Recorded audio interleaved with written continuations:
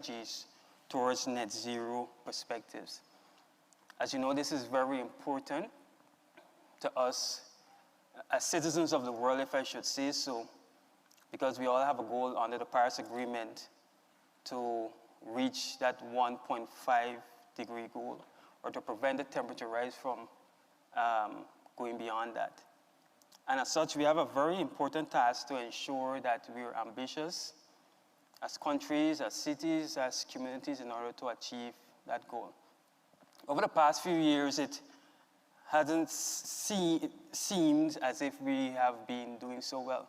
And as such, this event is very important because we can discuss strategies relating to how we can reduce emissions in order to achieve net zero, which is important for achieving the long-term goals of the Paris Agreement. And as such, I'm happy to be here. I'm happy to be among this distinguished group of panelists. And I'm happy to see all of you here tonight. Before I go forward, let me introduce myself. My name is Colin Mattis. I'm the Deputy Chief Climate Change Officer in the National Climate Change Office of Belize, and that is part of the Ministry of Sustainable Development, Climate Change, and Disaster Risk Management.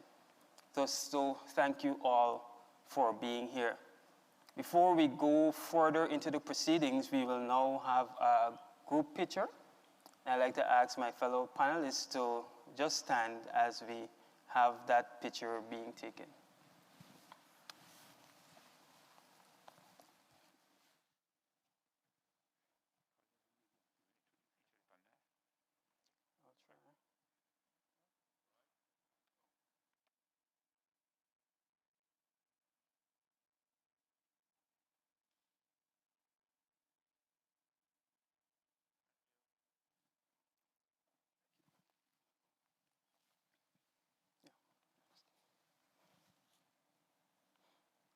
So I'll now take this opportunity to introduce the persons that are sitting around me on my right and left tonight. First, I want to introduce Mr. Carlos Fuller, Ambassador Carlos Fuller. He's the Ambassador and Permanent Representative of Belize to the United Nations. Just give them a wave, Ambassador Fuller. Next we have, yes, thank you. Next we have Dr. Ming Shan Zheng. He's the Deputy General Director of Green Energy and Environment Research Laboratories. Let's acknowledge him tonight. Can you raise your... That's me.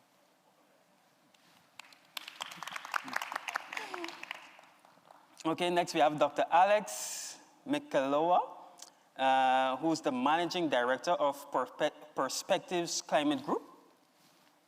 Let's acknowledge him tonight, everyone. Next, we have Mr. Zhou Lai. He's the Director General of the Taiwan Financial Supervisory Commission. Let's acknowledge him. Thank you. And next, we have Mr. Ming Hong Yen, who's the Director of the Department of Technical Cooperation of Taiwan. Thank you all for being here. We're going to go through the agenda tonight. We're going to hear some wonderful and insightful presentations. And afterwards, we will invite you to ask questions in relation to what you heard tonight and to give your feedback that can benefit all of us here. Before we go further, I'd like to call to the podium Ambassador Carlos Fuller to give us the welcome remarks. Thank you. Go there.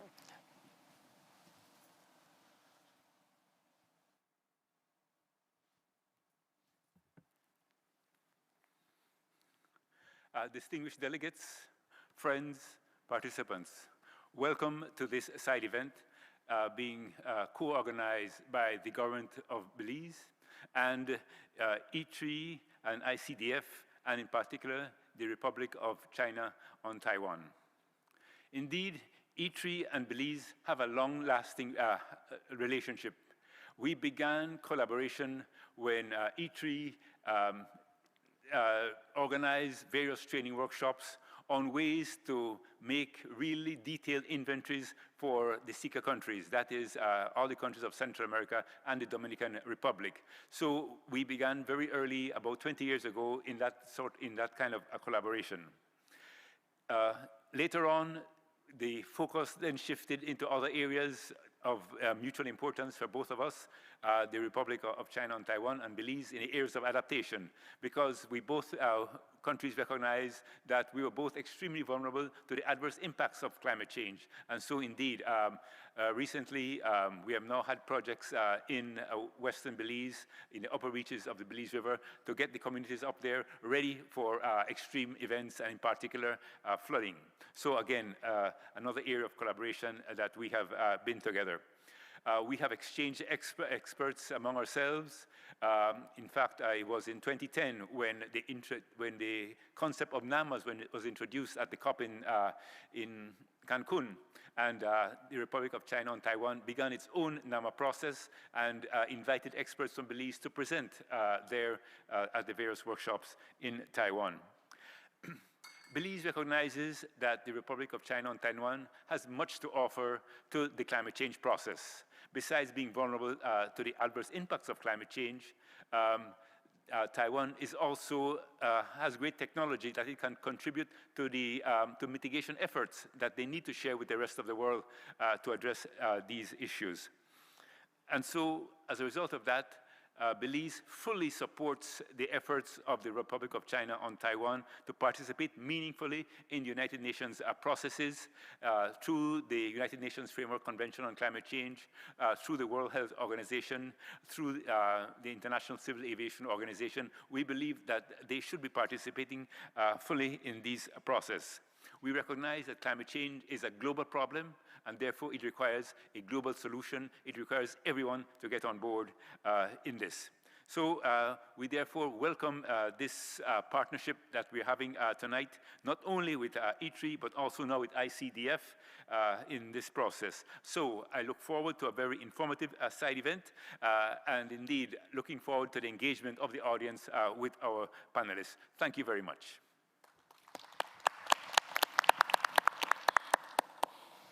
Thank you very much, Ambassador Fuller. At this time, we'll go into our first presentation, and it's going to be done by Dr. Mingshan Zheng. He's going to be speaking on ITRI's 2050 net zero strategy and low carbon technology innovations. I now invite you to the podium.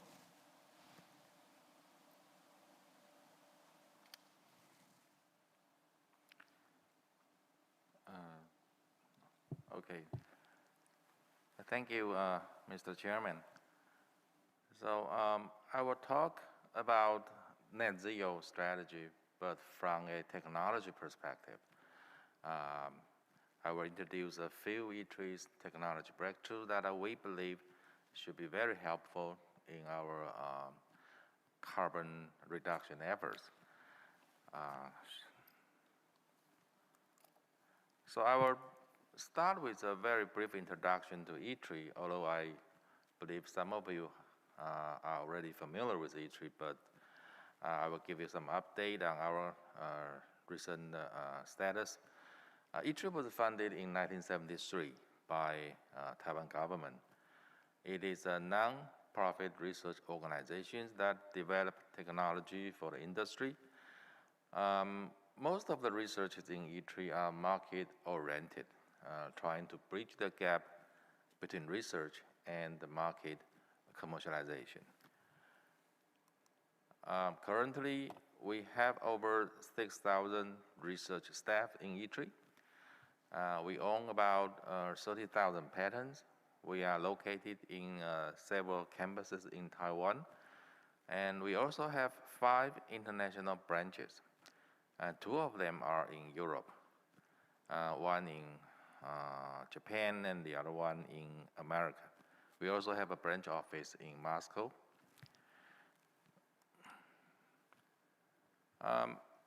I'm from the Energy and Environment Laboratories. So this slide tells you the topics we have in our research in the area of energy and environment. For renewable technology, we have projects for wind, photovoltaic, geothermal, oceanic energy, and energy storage. For energy efficiency, Sorry, I have to take off the mask. That will be easier. We have projects, a very big project for HVAC, or heating, ventilation, and air conditioning. That is very important, especially in Taiwan, because we are in a subtropical climate. So air conditioning is essential to our buildings. And how to save energy in HVAC system is a very big project in ITRI. We also have projects for lighting, energy management, and smart building, etc.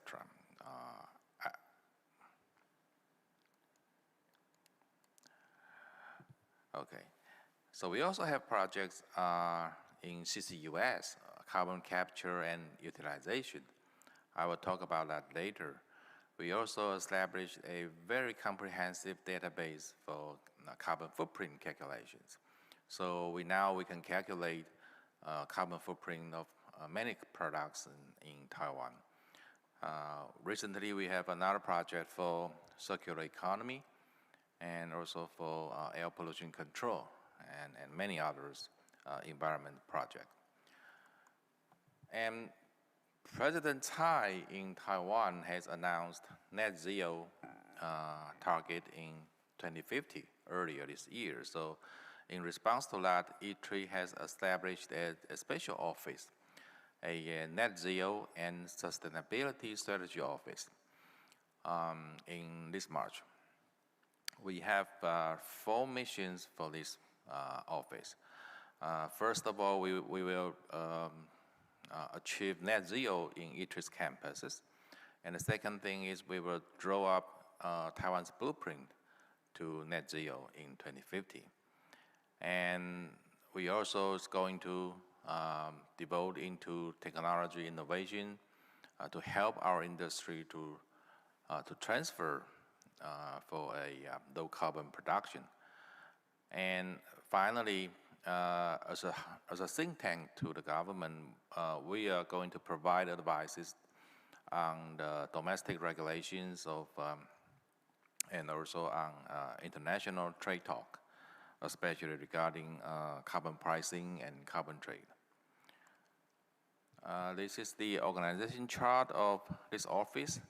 It was led by the VP of ITRI.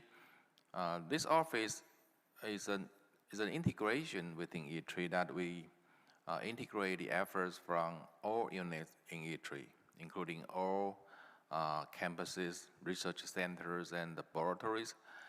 We also have a connection with external organizations so that we can leverage the talents and resources from every organization trying to make a synergy so that we can work at the same direction. We are working on a pathway or roadmap for Taiwan to achieve 2050. I can't tell you the details today because we haven't quite finished it yet, but there are some highlights in the roadmap or blueprint that I can tell you. In supply side, of course, we need a very high proportion of renewable energy, and we have to establish a loading order for the grid system. And also hydrogen and other types of energy storage will be crucial for the supply. And in demand side, we need to cut the demand. We need new service and business model to trigger behavior change. And we also need to increase the efficiency in every sectors.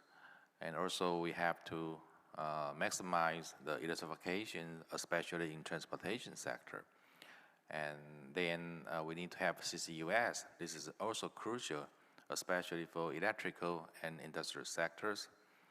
And another thing is manufacturing. We're gonna to transfer this sector into a low carbon manufacturing. Manufacturers accounts for about 52% of our greenhouse gas emissions, and therefore we need some very innovative materials products and process to make this happen. Then in the next few slides, I will just give you a few examples of our technology breakthrough. The first one is a very high efficiency photovoltaic. The production module, a mass production module can reach an efficiency as high as 21.6%. That's about 10% increase comparing to the best products on the market. It may seem not much, but it's very important for Taiwan because we have very limited land area. So 10% increase in efficiency means we can have 10% more energy output using the same land area. And the best part of this technology is that it's very low cost because we didn't change the manufacturing process. So you need very little modification to the manufacturing process. Using the same equipment, you can increase the efficiency by 10%. This product is now available on the market. We believe this will improve a lot of the existing solar industries in Taiwan and help us to get more energy from solar. And the second example is a chiller with active magnetic bearing recently developed by ITRI. Taiwan has a very complete supply chain for compressor and chillers already. With this active magnetic bearing, we can improve the chiller efficiency by 40%. So this bearing is basically, the shaft is floating in the air. You can imagine that. It's supported by magnetic force. And therefore, there's no contact, there's no friction while the shaft is rotating. And therefore, the efficiency is improved a lot. We have demonstrated this in more than 40 sites in Taiwan, and it's very effective. Save a lot of HVAC energy. We are now exporting this technology to Southeast Asia and other countries, and we believe this will also help a lot to reduce the energy consumption. And the next example is CCUS. We work with Taiwan Cement Company to develop the world's largest demonstration of kerosene looping technology.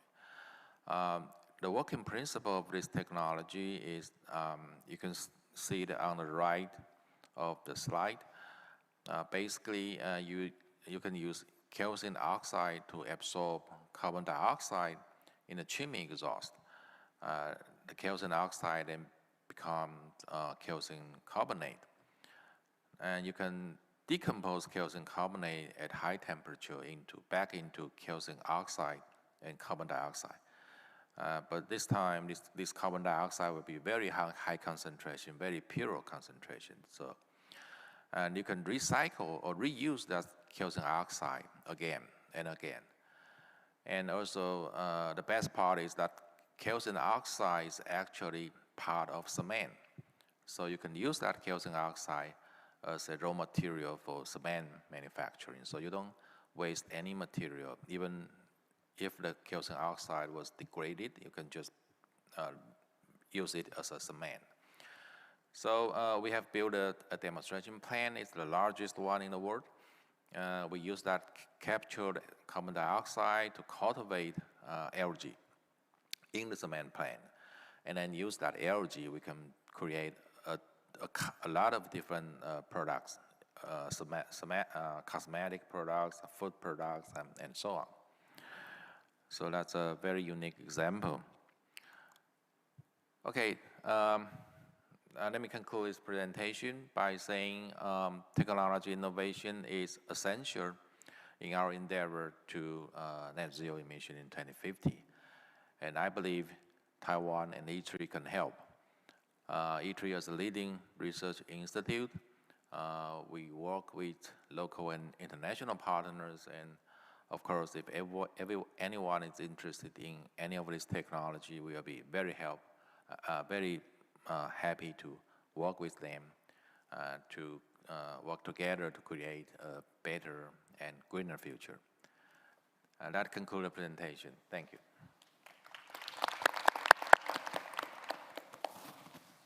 Thank you very much, Dr. Zheng. As we were doing your presentation, I was wondering about the time, but you did very well on time. Thank you very much for that. Our hosts have informed me that they're very, very strict on time. So thank you for that. So we will go straight into our next presentation, which will be brought to us by Dr. Axel Michelowa, and it's entitled The Development of Article 6 of Paris Agreement and Possible Participatory Approach for Taiwan. Thank you very much. Thank you very much, and I'm really happy to be here and to talk at a side event co-hosted by really institutions from interesting backgrounds. As you all know, Article 6 is the key topic here at this COP in Glasgow. It's the third attempt to get a solution for the rule book for these mechanisms, and let's hope the third attempt is the successful one. On this slide, you see the differences between the two market approaches under Article 6, the so-called Article 6.2, the cooperative approaches, which is a bilateral approach which does not undergo international supervision. And then the Article 6.4, which in the past has been called by many Sustainable Development Mechanism. I know it's not a formal term, it is never referred officially like that, but I hope that this term eventually will stick, which is a mechanism that is built on a multilateral model, which is overseen by the UNFCCC and which in many respects is similar to the clean development mechanism, which we've seen in the past and which has developed in many countries. Very important for both these mechanisms, we have common principles, so there should be environmental integrity. That means the activities in each of the mechanisms need to fulfill the principle of additionality, and that they need also to contribute to the ambition of the nationally determined contribution.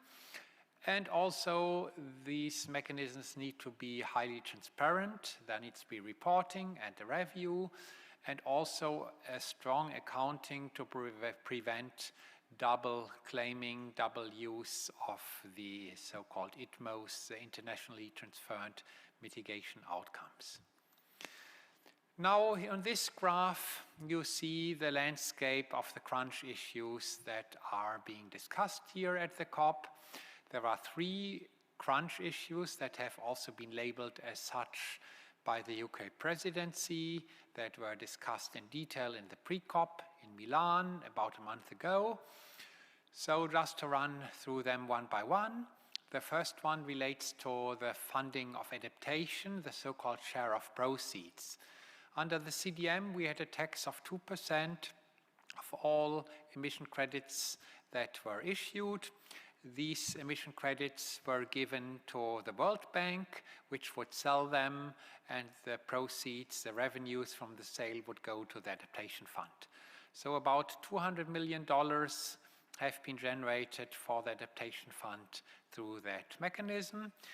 And now there's a big question, should this be repeated now under Article 6? And if yes, would it be limited to Article 6.4, which is uncontested? Or should it also be extended to Article 6.2, which is heavily contested by the industrialized countries who say, yeah, in Paris we didn't agree on coverage of the Article 6.2 collaboration. The funny thing is a bit that already under the Doha Amendment of the Kyoto Protocol, all the Kyoto mechanisms, meaning clean development mechanism, joint implementation, and international emission trading were covered by the share of proceeds. So it's a bit hypocritical by the industrialized countries now to argue that they want to go back to the very old regime under the CDM.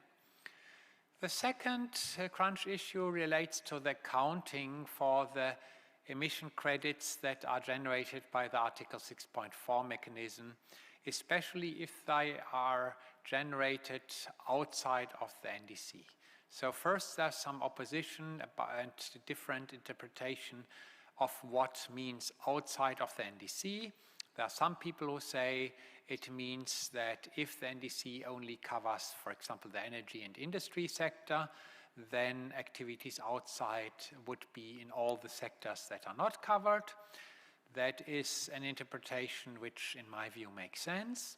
There's the other interpretation that has been brought by Brazil and the like-minded developing countries who say any activity that generates more emission reduction than is actually needed in the NDC is outside of the NDC. And that, of course, is extremely difficult to operationalize. So there we have a real problem. And while we have seen in the run-up to the COP some, let's say, less stringent statements by Brazil on this issue, it is still a very important issue, and the environmental integrity of Article 6 would be heavily constrained if now there would be an exemption from the double bookkeeping from the corresponding adjustment. The third critical issue relates to the use of CDM credits that were generated before 2021 for the Paris Agreement period. And there are the industrialized countries who say CDM is over, there should not be any transition of these credits, and the big CDM countries like Brazil, China, and India who say, well, we were told the CDM goes for many years and decades, and now suddenly you want to kill it. That's not fair, and it also doesn't generate trust for the private sector that invests in such activities.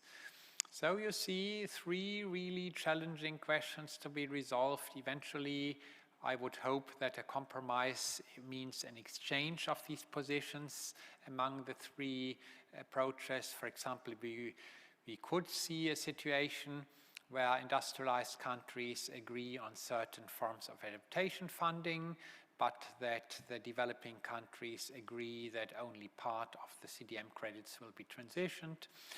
So let's hope that the diplomats of the presidency are able to resolve this in the next couple of days.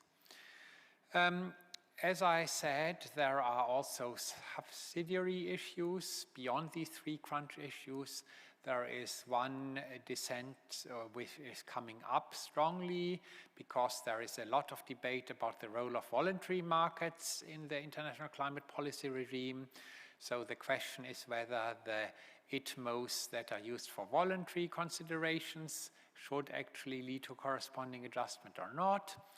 Then there is a discussion about the third mechanism under Article 6, the so-called non-market approaches under 6.8.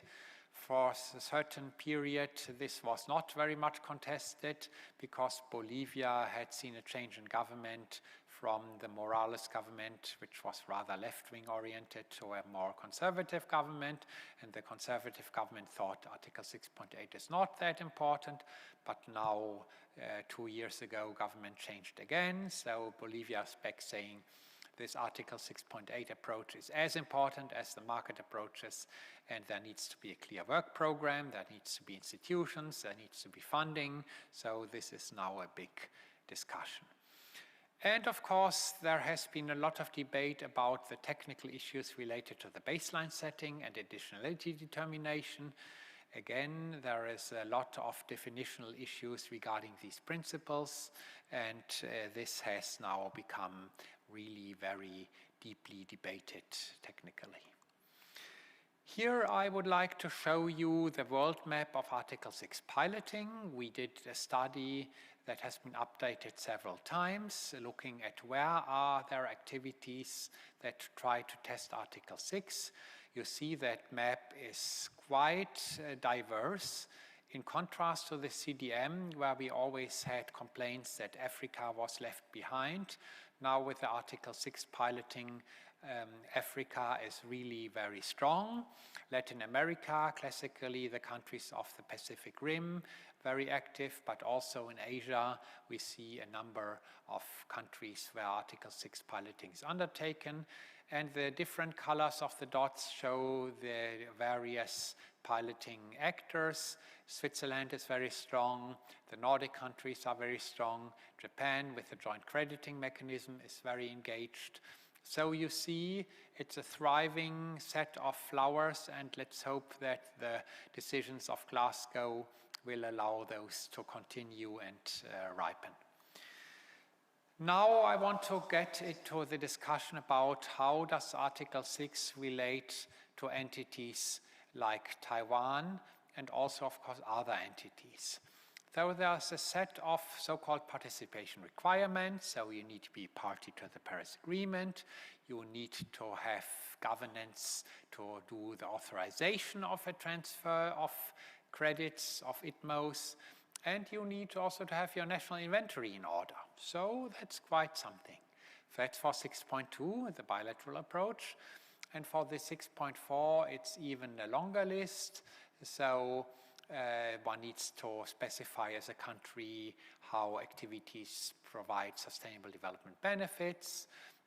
One needs to show how the NDC implementation benefits, and of course also one needs to specify the types of activities that are actually eligible.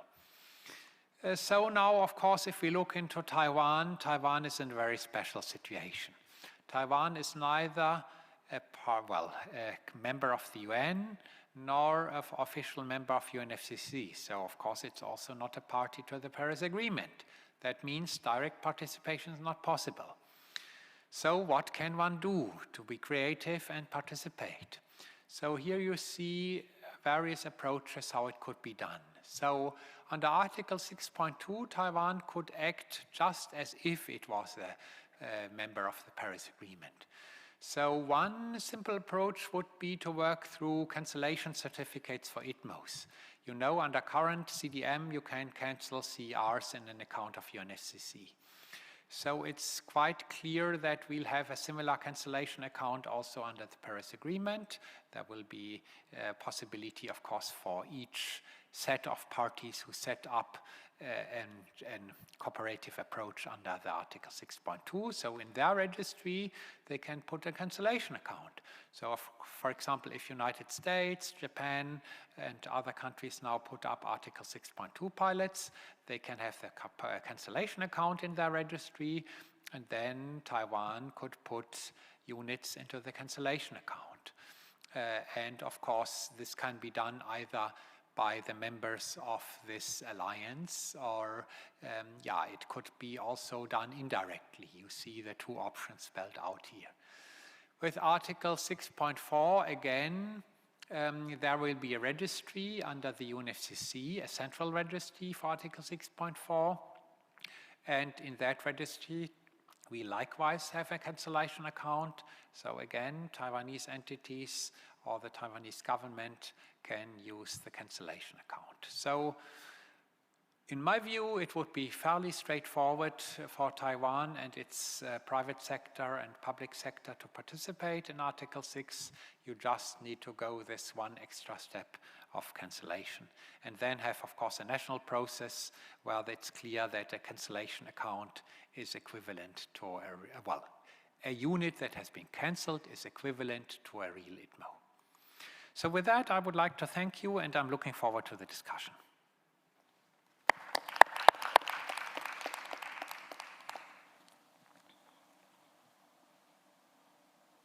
Thank you very much, Dr. Machaloa. Thank you very much for that presentation. It was very interesting, and I'm sure you will get some questions on it because you brought up some new concepts that many of us may have just heard for the first time. Going forward, we have our next presentation being brought to us by Mr. Julai, and he will present to us on public-private cooperation to build a sustainable finance ecosystem.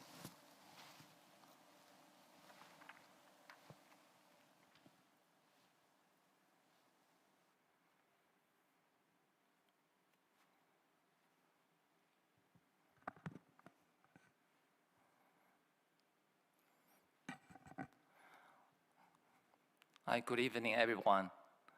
And my name is Joe Lai, and I'm the Director General of Financial Supervisory Commission in Taiwan.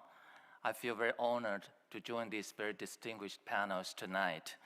And my topic is going to be the public-private cooperations to build a sustainable finance ecosystem. Well, yesterday, I think at the COP26 Taiwan Day event, our President Tsai said very clearly that climate change is a very global issue, that no single country can do it alone. And I would say that no single person can do it alone either. That's why we choose this topic to share with our colleagues tonight, that we have to join the public and private efforts to push forward our efforts toward the net zero mission goal. Yes, I remember coming from Taipei last week, and on the airplane, I watched a movie, but when the movie plays, there's a bank showing their commercials. I don't reveal the bank's name. I don't want to do the advertisement for them. But that strikes me well. They said, money can be a good force for good. Money can be a good force for good. I think that's what we are doing here. We want to direct the money into a very good call, that is to address the climate change threats. For 10 minutes, I think it is very difficult to address all the issues regarding the topic I'm going to say tonight. And I think everybody has been working for a long day, and some of you might be sleeping as well. So I will just try to keep it simple and clearly, so I won't make you even more sleepy. So here, I have this outline here. I will gonna touch upon, well, 3 main points. First is the international trends, and second is our commission's doing for pushing for the green finance. That is, we rolled out the Green Finance Action Plan, the version 2, August last year. Here, I would lay out 4 major trends for sustainable finance. First is the measures to prevent the greenwashing and the taxonomy. Well, the taxonomy is going to give a good defined for the sustainable activities. So that will make clear to prevent the so-called greenwashing issues. And the second, the issue is we wanted to strengthen the disclosure of the ESG information. And we want to make it more transparent, make it more clear, more comparable for the financial participants, so they can do the more well-informed decisions where lending or investing for their projects or to their borrowers. The second one, we're going to integrate, of course, into the work of prudential supervision to ensure that the financial institutions, that they are safe and sound. Lastly, we would like to develop a kind of mechanism and rules to promote the sustainable and the responsible investment. We rolled out the Green Finance Action Plan version 1 in 2017, and then evolved into the second version in 2020 last year. The main difference is that the first version focused mainly on the so-called environmental issues, while the version second is expanded to the social and the so-called social and the corporate governance issues. Here, we laid out some of the our visions and the objectives, and also the core strategies for our green finance. I would like to invite you to maybe the core strategies. That is, first, we would like to divert our investments and the fundings into the green and sustainable activities. And second, we would like to use the financial markets force to all the supply chain participants, so their work will be more ESG compliant. And lastly, we'd like to help the financial institutions to be more resilient toward the climate change risk, and on the other hand, we'd like to seize the opportunities that climate change can bring along. Here are some pictures about what we have been achieved over the past few years with regard to our measures. So maybe you can refer to it later. But in general, you can see from the charts or pies that there's been increased in the loans and investment here. And even the green bonds markets has been increased dramatically over the years.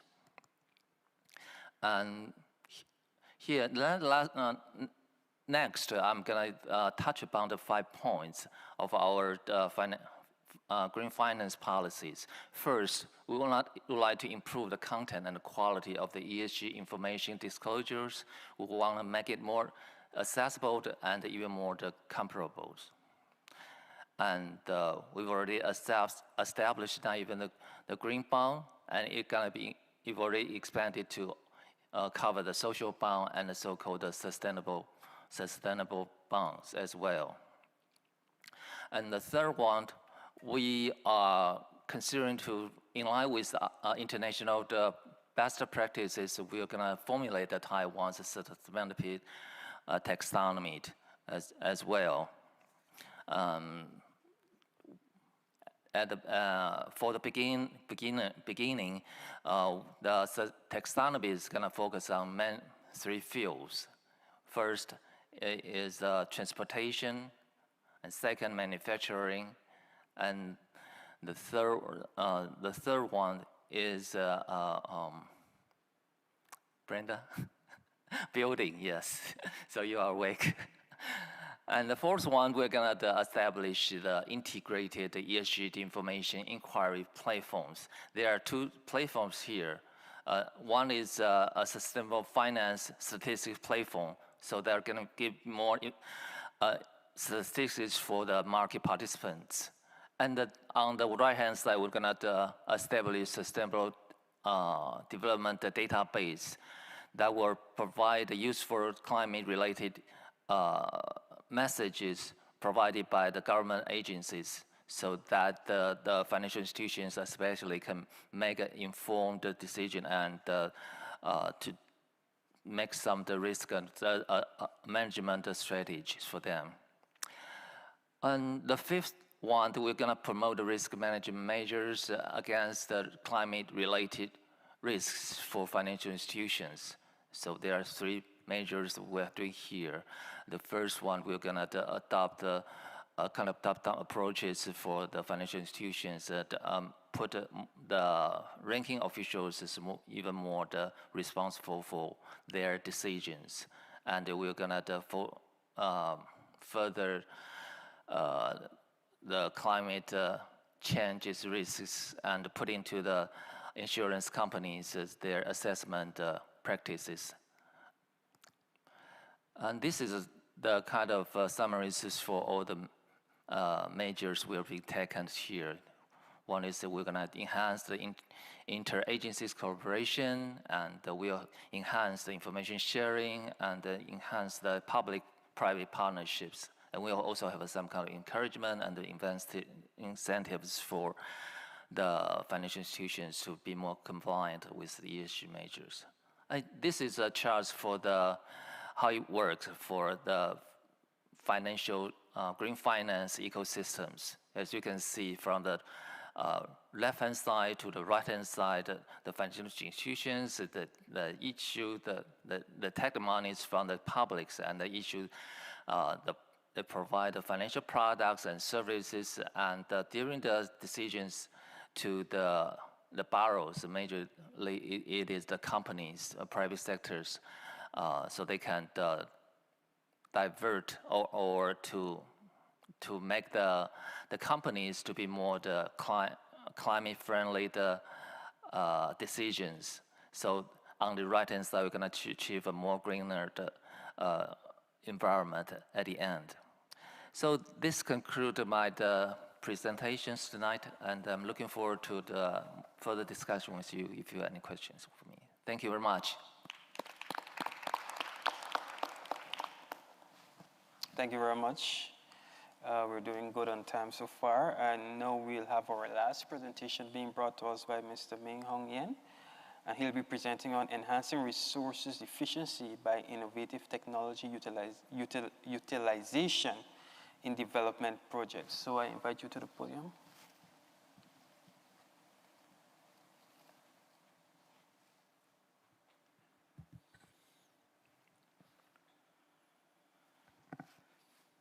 Okay, thank you very much for your kind introduction, Mr. Moderator. And it's quite an honor to be part of this great panel. And I would also like to take this opportunity to express special thanks to the government of Belize and the Industrial Technology Research Institute of Taiwan for co-organizing such a great event and having Taiwan ICDF to be part of it. Today, I will share with you our work and experience of using appropriate technology to support Taiwan's allies to address development challenges and enhance resources efficiency. And taking into account limited natural resources, we don't have countless resources to use to achieve development goals. So we think strengthening the use of technological tools to create more outputs with less inputs can help slow global warming and to promote sustainable development goals. So I will try to do as best as I can to make my presentation to be complementary to my previous speaker's contribution on how to support innovative transition to a low carbon development model. My presentation will cover 4 parts. First, I will briefly introduce Taiwan ICDF to give you an overall picture about who we are and what we do. And second, I will share how Taiwan ICDF applies appropriate and innovative technology to support our ally countries. And third, I will talk about some project cases and activities that we carry out in Latin America and the Caribbean region. And to conclude, I would like to provide some reflections from our experience of promoting resources efficiency in ODA programs. Well, international cooperation and the development funds, or Taiwan ICDF in short, is a 100% government funded official development assistance agency. And there are some fellow organizations in the world, such as USAID to United States and JICA to Japan. Our mandate is to support our ally countries to enhance social and economic prosperity and address the development challenges. We have 4 main operation tools, including technical cooperation, lending and investments, international education and training, and humanitarian assistance. And as long as we apply Taiwan's comparative advantage to support our allies, we focus our resources in 6 priority sectors. They are agriculture, information communication and technology, environment, and small and medium enterprise development, education, and public health. And as an internationally operating organization, we currently dispatch 22 technical missions in 21 countries to carry out more than 90 projects per year. And one of our biggest strengths is our physical presence in partner countries. We dispatch various experts on the ground to make sure our work could be very down to earth and fit into the local context. And we also extend our partnership with international organizations and professional institutions.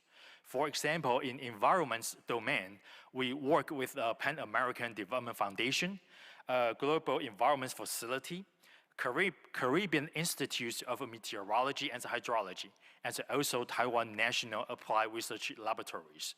We use this strong partnership to level up our professionalism in development projects and create the synergies across different expertise.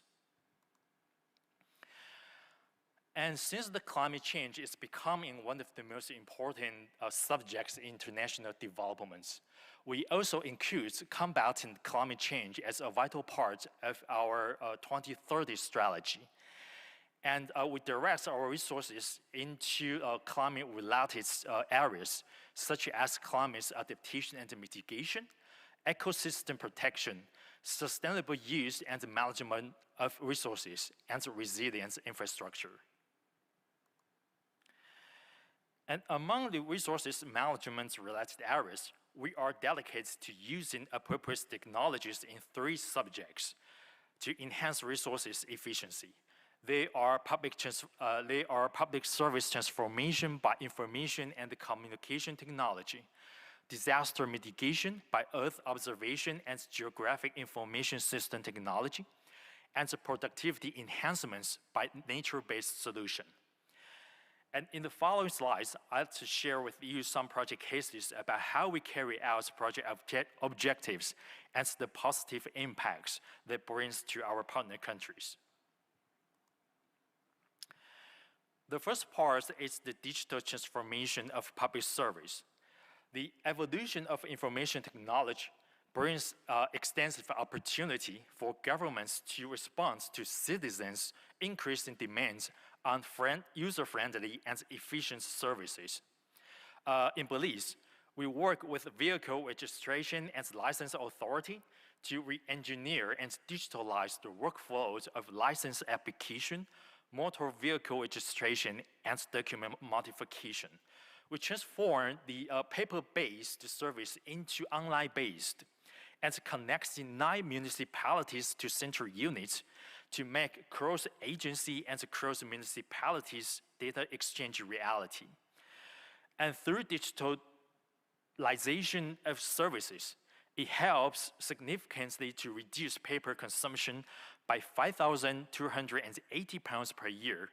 And online service also brings time-saving benefits and a cumulative reduction of 4,200 gallons of fuel used by citizens per year. Another similar example in Belize, we work with the Belize government to launch the Belize Electronic License and Permit System, or BELIPS in short, which is a one-stop online and 24/7 service to apply and to pay for their import-export license and permits from governmental agencies. The outcome of this collaboration not only facilitates business and trade, but also eliminates the needs for the handling of paper-based license and permits, reduces the needs for physical interaction, and improves on the turnaround time so there's no longer needs for multiple forms and repeated trips to the various agencies. The direct benefits including reduction of paper consumption by 10,000 pounds per year and saving time for customs declaration and traffic by 41%. And not only in Belize, we also work with governments of St. Vincent and the Grenadines to transform the minibus transportation system. The minibus is the most important public transportation for a general public in St. Vincent and the Grenadines. However, it lacks a platform to connect the demand and the supplies of a mobility service. Passengers usually take extra time for waiting bus, and this is where information technology comes in. We installed onboard units and developed a smartphone application for the general public could use public transportation, could provide real-time moving information to passengers. It not only helps to save waiting time, and also creating incentives for general public to use public transportation and decreasing the consumption of fuel. In addition, quality data can also help to maximize capacity of St. Vincent and the Grenadines transportation authorities. The bus routes can be better serve the community with optimized stop allocations. And in addition to e-governments, in recent years, we also pay more and more attention on disaster prevention in Taiwan's foreign aid. According to the International Disaster Database, The number of natural hazards around the world has risen dramatically in the last 3 decades, especially in Latin America and the Caribbean region. In Belize, for example, social and economic developments are vulnerable to hurricanes, storms, and associated flooding. The country's low-lying terrains exacerbates the effects of flooding and sea level rise. In order to support Belize in reducing the damage of natural hazards, the Taiwan ICDF has implemented urban resilience and disaster prevention projects since 2019. And this is also the very first disaster mitigation projects that we have in Central America and the Caribbean. The major components in these projects are updating important geographic maps, including digital elevation model, and we also installed the sensors to monitor the change of water level. And we organized the public education and the training programs to enhance disaster awareness. The overall project goal is to increase disaster response efficiency and early warning time. And we are very happy to share with you that when Hurricane Eta hit Belize in 2020, we successfully warned local people to evacuate from high-risk areas in advance. According to the post-disaster reports prepared by Belize's National Emergency Management Office, the flooding affects about 50,000 to 60,000 people, and that approximately stands for 50% of the total population. However, despite the large number of people affected, there have been no reports of loss of life. And as another example in disaster management, we are working with Nicaragua to build up metadata to improve the efficiency of disaster mitigation. The challenge to enhance Nicaragua's hazard response lies in insufficient data governance, especially the lack of common formats and standards for important disaster-related information. And additionally, data are scattered between different agencies and ministries, and the lack of data interoperability limits decision-making efficiency. And to address this issue, we organize capacity-building programs to raise stakeholders' awareness of the importance of geospatial data governance and interoperation. We also introduced a standard operating procedure ISO 19115 to improve the efficiency of information and data exchange. The goal is to strengthen Nicaragua's ability to make disaster response decision-making more data-oriented and efficient. In 2020, when Hurricane Iota hit Nicaragua, this project allows the Disaster Response Center to quickly access the data. The Nicaragua government integrates the geographical, social, and the hydrological data for timely disaster response. As a result, the overall response efficiency increased by nearly 75% compared with the past. To conclude, I would like to provide some takeaway reflections for the future developments of the ODA programs. First, we should continue to invest on capacity building programs of life-related technology application. It would be helpful to transform society into low material consumption and low carbon development model. And what's even more important is to include the user and the beneficiary of service as part of the solution, not a passive recipient of assistance, so the outcome could be more sustained. And second, there is no one-size-for-all solution. Any interventions and collaboration should be context-specific and take into account the local perspective. And third, development programs actually has business opportunity potential, although not as lucrative as commercial projects in terms of financial aspects, but it should be considered profitable in terms of carbon credit perspective, especially those disaster mitigation and the resources efficient projects. It is scalable where public and private partnership can be a viable approach. Okay, thank you very much for your attention.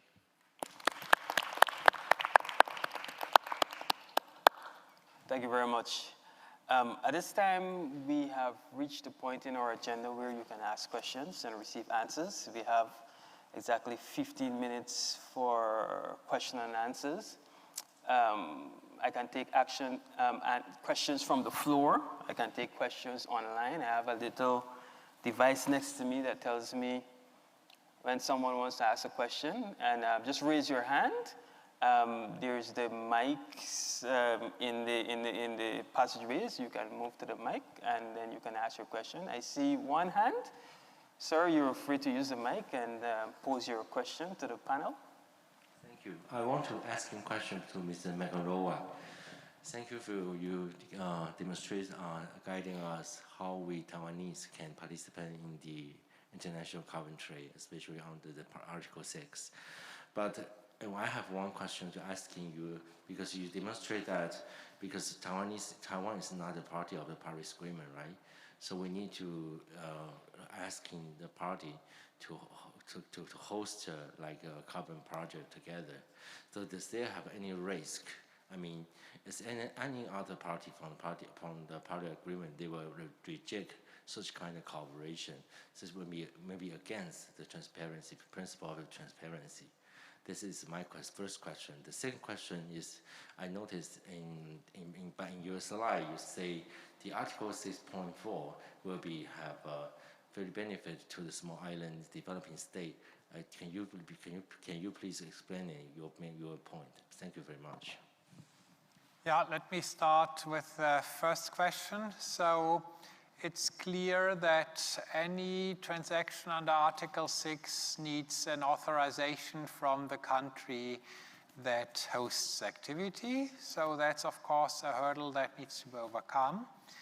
But what is also clear is that the transaction can be done not only for the purpose of achieving an NDC, which of course would not be possible for the Taiwanese case, but for any other international purpose.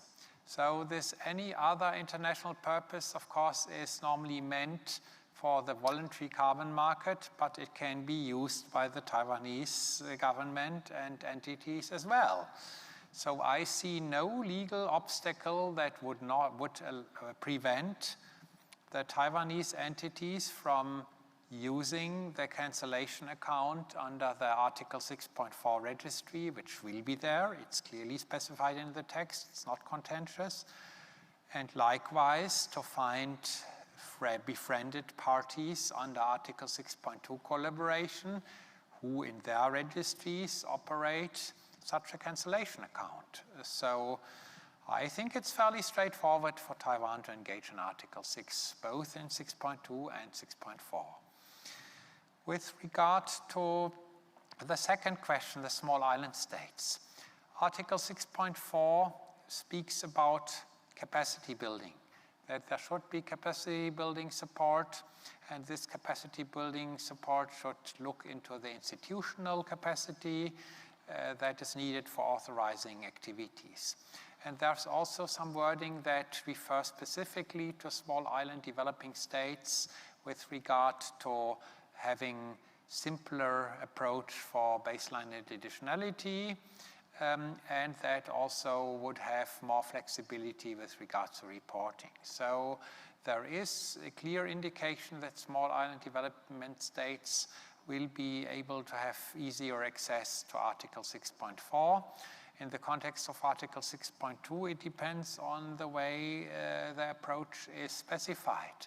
I'm just now giving the example of Japanese joint crediting mechanism. So joint crediting mechanism has been attempting to engage with small states, so that could be a blueprint of how to address it also now for Taiwanese collaboration with small island states under Article 6.2. Thank you very much. Any other questions? Just raise your hand.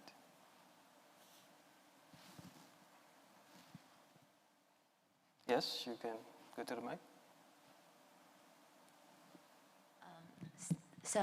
My question is both to Mr. Carlos Fuller and to Mr. Colin. That could you share with us about some the low carbon strategies or visions of Belize government and how you foresee any cooperation or demands between Taiwan and Belize? Thank you. I can go first, but Colin is really the person working on the ground in Belize in those areas. But interestingly, one of the presentations that the Deputy Director showed had to do with the areas of carbon capture and storage. Interestingly, in Belize, it was only like a year or two ago, we actually got our first cement factory in Belize. And it is in the manufacturing of cement where your emissions are created. So it would be interesting indeed to see, since we now have a new source of emissions in Belize, what kind of cooperation we could have with Taiwan and getting that sort of technology. So indeed, we do not add more to the issues of emissions in that area. So that is certainly an interesting one. Also, many years ago, we had experts from ITRI in Belize looking at how we would be using our biomass from the sugar production into cogeneration. And of course, technologies do increase over the years. So again, we now have 2 factories that are part of our grid, sugar factories producing electricity. And we're now looking at supplementing the sugar with other types of biomass. So again, here are areas where that kind of collaboration would be welcomed and where we could then participate along with Taiwan in seeing how we reduce emissions in that area. And then listening to the presentation, again, would something like that be acceptable under a 6.2 process, where that kind of collaboration under 6.2, which requires no oversight whatsoever? That is one of the interesting things about 6.2. It does not require the an oversight body within the UNFCCC, while the 6.4 does. So again, I see possibilities there indeed, where collaboration we could see emission reductions because of that collaboration with Taiwan. Yes. Thank you very much, Ambassador Fuller. I'll just speak about some of the things that Belize will be concentrating on in our updated NDC. Number one, for us, REDD+ is absolutely important.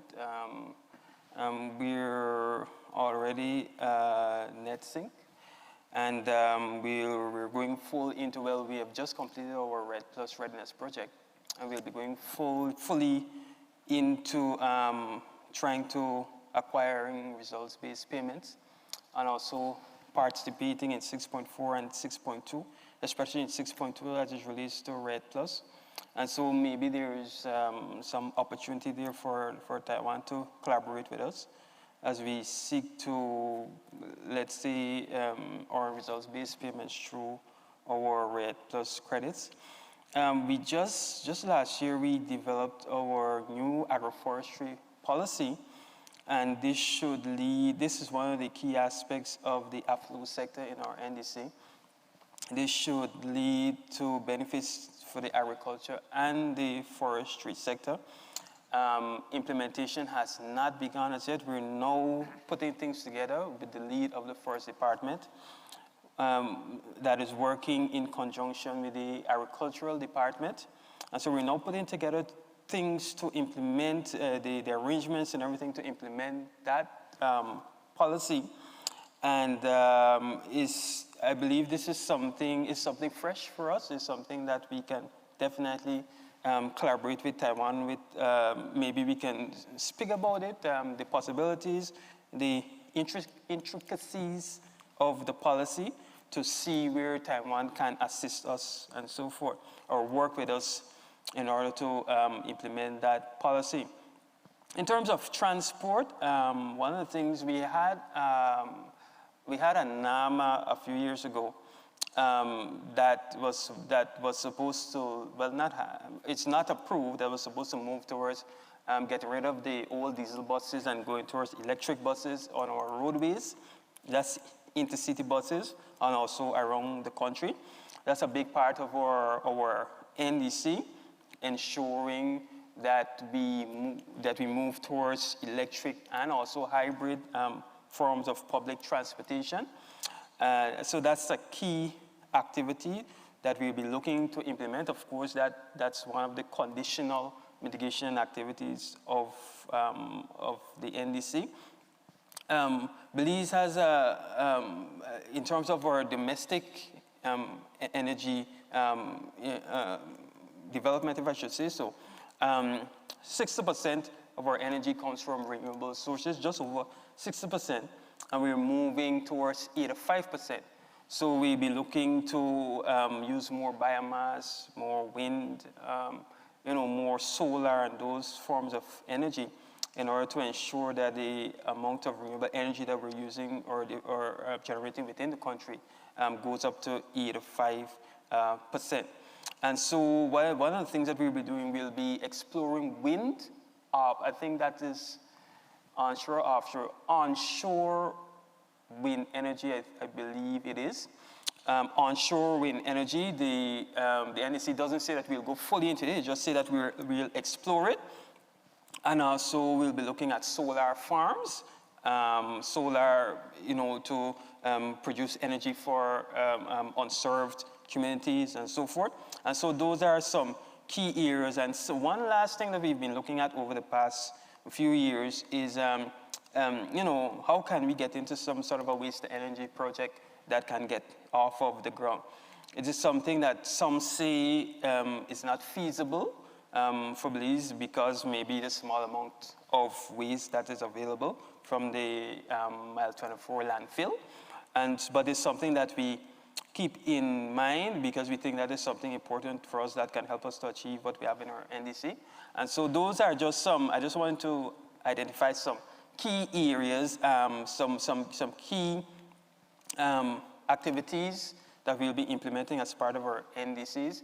Of course, I believe that for each of these, especially as it relates to transport, because we heard a lot about transport and renewable energy and so forth, I believe those are some areas that we can collaborate with Taiwan on as we go forward. We have 3 minutes more. I believe we should have to close, but we will take one last comment. Go ahead. Yeah, I just want to add a few words to that collaboration between Taiwan and Belize. ITRI has a lot of technologies, and we are happy to share with our partners. So, like as the main plan you have in Belize, that's the first time I knew it. So we'll be more than happy to provide any assistance that you need. That's one thing. And another thing is perhaps for Article 6.2, those kind of a mechanism that Taiwan is going to participate, and perhaps we can, through this ICTF mechanism, that we can help other countries to generate ITMO using our energy technologies in Taiwan, and then transfer that ITMO back to Taiwan. So I think that's also one possibility. And also a very quick question to Mr. Michael Lower. So you're talking about transfer ITMO to Taiwan. That's basically buying carbon credit, right? But what if we want to sell carbon credit? Is there any possibility to do that under Article 6? Well, of course, any country can both sell and buy. That's the beauty of Article 6. So, yeah, if Taiwan is interested to sell, again, of course, this is a bit more complex because you cannot authorize. So you don't have the formal step of that is necessary to generate the ITMO. So this, in my view, is now an obstacle that can't be overcome. You can still sell voluntary credits on the voluntary market. Nobody prevents you from that, but you will not be able to sell an ITMO. So my recommendation would be anyone from Taiwan wanting to sell, sells on the voluntary market, and anyone who wants to buy credit can buy a cancellation certificate for an ITMO. Yes. Yeah.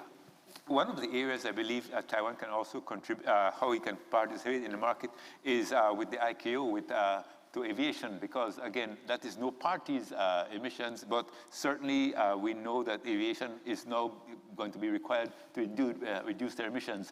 And obviously the technology in aviation is still not there that they can actually do it themselves. They will certainly have to buy credits in some kind of mechanism. So I think that is a great opportunity also for the Republic of China and Taiwan. Yes, thank you everyone. We're now in the red. We had a fruitful discussion. I'm sorry we don't have any more time to take more questions because I know that there are many topics that we would want to go into a little more, but I want to say thanks to everyone on the panel for your wonderful presentations, for the questions that were asked, for the answers that were given. And I want to wish you all a good night and looking forward to see you more. We can collaborate more and talk more as we come off the stage and we interact. So thank you, everyone.